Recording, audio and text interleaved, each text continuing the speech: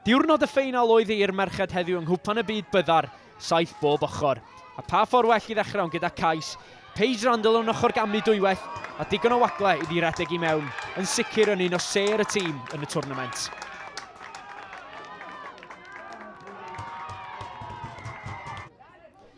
Gyda'r dyfarnwr yn chwarae mantais, roedd ddigon o wagle i Nadia Strange ar yr asgell chwith, yn cael ei thaclo, dal yn tirio.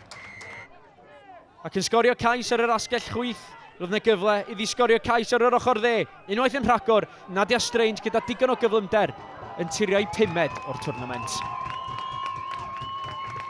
Yn yr ail hanner, dim ond un peth oedd ar flaen meddwl Nadia Strange. Sgorio hat-trick. Dyma hi mynd i groesi am ei thrydydd o'r gêm. Ac bod Nadia wedi cael 3 yn barod, roedd un peth ar ei meddwl hi. Roedd hi eisiau un arall. Paige Randall yn tynnu'r tanau ac yn rhoi digon o wagle i Nadia Strange i groesi unwaith yn rhagor.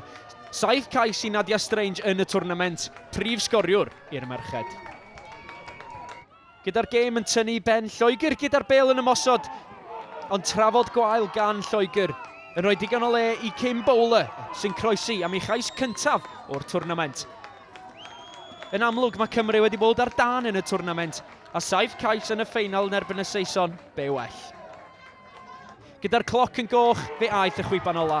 Roedd y merched yn bencampwyr byd. Sgôr terfynol Cymru 36, Lloegr dim.